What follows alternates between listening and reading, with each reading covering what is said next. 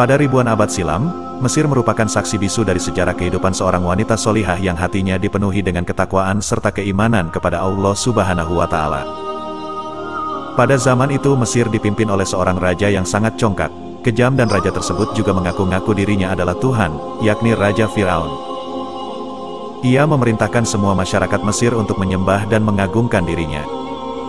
Ketika itu, Nabi Musa alaihissalam diutus oleh Allah Subhanahu wa Ta'ala untuk menyelamatkan Bani Israel dari bengisnya Raja Firaun. Namun, karena Raja Firaun sangat amat kejam, masyarakat yang beriman sangat takut memperlihatkan keimanannya kepada Allah Subhanahu wa Ta'ala, karena pada saat itu jika ada orang yang ketahuan tidak menyembah Raja Firaun, sang raja tidak akan segan-segan untuk mengakhiri hidup orang tersebut dengan cara yang sangat keji dan tidak wajar. Salah satu orang yang menyembunyikan keimanannya adalah tukang sisir putri Raja Firaun, yaitu Siti Masyitoh dan keluarganya. Siti Masyitoh dan keluarganya adalah pelayan yang sangat setia bekerja di istana Raja Firaun. Pada saat Nabi Musa alaihissalam menyampaikan agama Allah Subhanahu wa Ta'ala di tanah Mesir, Siti Masyitoh dan keluarganya mengimani ajaran tersebut. Namun, keimanan mereka tidak diketahui oleh orang-orang di sekitar mereka termasuk keluarga istana dan sang raja. Ujian Allah Subhanahu wa Ta'ala kepada Siti Masyitoh dan keluarganya. Sampailah suatu hari Allah Subhanahu wa Ta'ala menguji keimanan Siti Masyitoh beserta keluarganya. Ketika itu, Siti Masyitoh sedang menyisirkan rambut putri Raja Firaun. Tiba-tiba saja sisir yang Siti Masyitoh gunakan terjatuh dan membuat Siti Masyitoh kaget hingga tanpa sadar menyebutkan asma Allah Subhanahu wa Ta'ala. Allah, ucap Siti Masyitoh tanpa sadar. Putri Raja Firaun sangat terkejut mendengar ucapan Siti Masyitoh. Ia segera meneror Siti Masyitoh dengan berbagai pertanyaan, siapakah Allah itu? Siti Masyitoh diam 1000 kata, tidak ada satupun pertanyaan putri Raja Firaun yang ia jawab, jantungnya juga berdebar sangat kencang hingga membuat tubuhnya mengeluarkan keringat dingin. Siapakah Allah itu? Mengapa kau tidak juga menjawab pertanyaanku? Apakah kau menyembah Tuhan lain selain ayahku? Geram sang putri Raja Firaun. Siti Masyitoh tetap diam tanpa sepatah kata pun. Namun, sang putri Raja Firaun semakin mencecar Siti Masyitoh dengan pertanyaannya. Allah adalah Tuhanku, Tuhan ayahmu dan Tuhan seluruh alam, tegas Siti Masyitoh.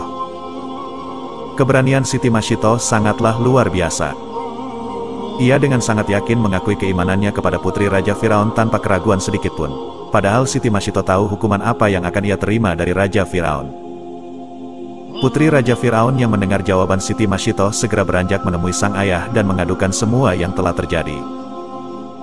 Di sisi lain, Siti Masyitoh bergegas memberi kabar kepada keluarganya untuk mempersiapkan diri menerima hukuman dari Raja Firaun. Raja Firaun murka luar biasa mendengar pengaduan putrinya. Ia segera memanggil Siti Masyitoh untuk menghadapnya dan tanpa ragu Siti Masyitoh pergi menemui panggilan Raja Firaun. Apa kau menyembah hal lain selain aku? Tanya Raja Firaun dengan suara yang sangat menggelegar. Seluruh orang yang berada di istana sangat ketakutan melihat kemarahan Raja Firaun yang sangat terlukis di wajahnya. Iya, saya menyembah Allah. Tuhanku, Tuhanmu dan Tuhan seluruh alam ini, jawab Siti Masyitoh tanpa rasa takut dan keraguan sedikitpun. Mendengar jawaban tersebut, Raja Firaun semakin murka. Ia segera memerintahkan para pengawalnya untuk mengikat Siti Masyitoh dengan sangat kuat dan meletakkan seekor ular yang sangat besar. Namun keimanan Siti Masyitoh kepada Allah Subhanahu wa Ta'ala tidaklah mudah untuk diruntuhkan. Hukuman dari Firaun untuk Siti Masyitoh. Raja Firaun sudah berada di puncak kemarahannya. Ia memerintahkan tangan kanannya bernama Haman, untuk menghukum mati Siti Masyitoh beserta seluruh keluarganya. Haman memerintahkan kepada para pengawal untuk menyiapkan sebuah belanga besar berisi air yang di bawahnya terdapat api yang berkobar. Ia bermaksud untuk menghukum Siti Masyitoh dan keluarganya dengan cara membuat mereka masuk ke dalam belanga tersebut. Hari itu pun tiba, semua rakyat Mesir dikumpulkan untuk menyaksikan hukuman keji Raja Firaun kepada siapapun yang menyembah bukan kepada dirinya. Siti Masyitoh dan 4 orang anaknya, termasuk seorang bayi yang digendongnya telah berada di sana. Mereka sangat siap menerima hukuman kejam dari Raja Firaun. Belanga besar yang disiapkan Haman dan pengawal Raja Firaun sudah siap melahap Siti Masyitoh dan anak-anaknya. Sebelum hukuman keji tersebut dilakukan, Haman sempat bertanya sekali lagi kepada Siti Masyitoh, apakah tetap akan mengimani Allah dan tidak mau beriman kepada Raja Firaun. Tetapi, jawaban Siti Masyitoh tetaplah sama, Allah adalah Tuhanku, Tuhan Firaun dan Tuhan dari seluruh alam ini. Kami akan terus beriman kepada Allah walaupun harus terjun ke dalam belanga. Mendengar jawaban mereka, Haman membulatkan keputusannya untuk memasukkan Siti Masyitoh dan anak-anaknya ke dalam belanga yang sudah disiapkan. Anak pertama dari Siti Masyitoh yang pertama kali terjun ke dalam belanga tersebut. Haman tertawa terbahak-bahak melihat hukuman tersebut sambil terus menghina orang-orang yang beriman kepada Allah Subhanahu wa Ta'ala. Satu persatu mereka dipaksa masuk ke dalam belanga besar tersebut. Semua peristiwa itu dilakukan tepat di depan mata Siti Masyitoh. Sekarang, tersisa Siti Masyitoh dan bayi yang berada di dalam gendongannya. Ia mendekap bayinya dengan erat dan berjalan perlahan mendekati belanga tersebut. Ketika sudah mendekati belanga, setan membisikkan keraguan dalam hati Siti Masyitoh. Ia menatap bayi yang berada di gendongannya, seketika kesedihan dan keraguan menghantui hati serta pikiran Siti Masyitoh. Siti Masyitoh menghentikan langkahnya dan terus mengamati wajah anaknya dengan kesedihan yang mendalam.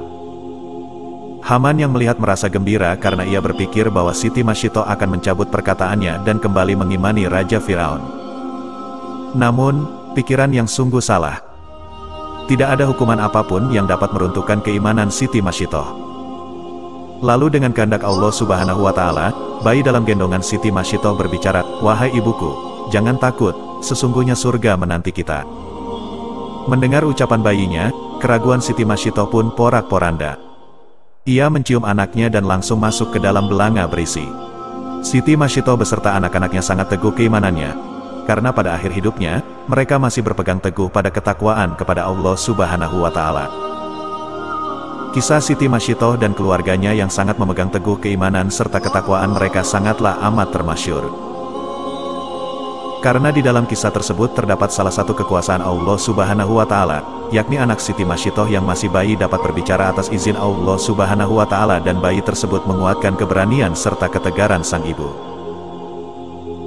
Ibnu Abbas berkata bahwa ada 4 bayi yang dapat berbicara, yakni Isa bin Maryam alaihissalam, bayi di dalam kisah Sahib Juraij si ahli ibadah, bayi yang menjadi saksi Nabi Yusuf alaihissalam, dan anak Masyitoh, tukang sisir keluarga Firaun.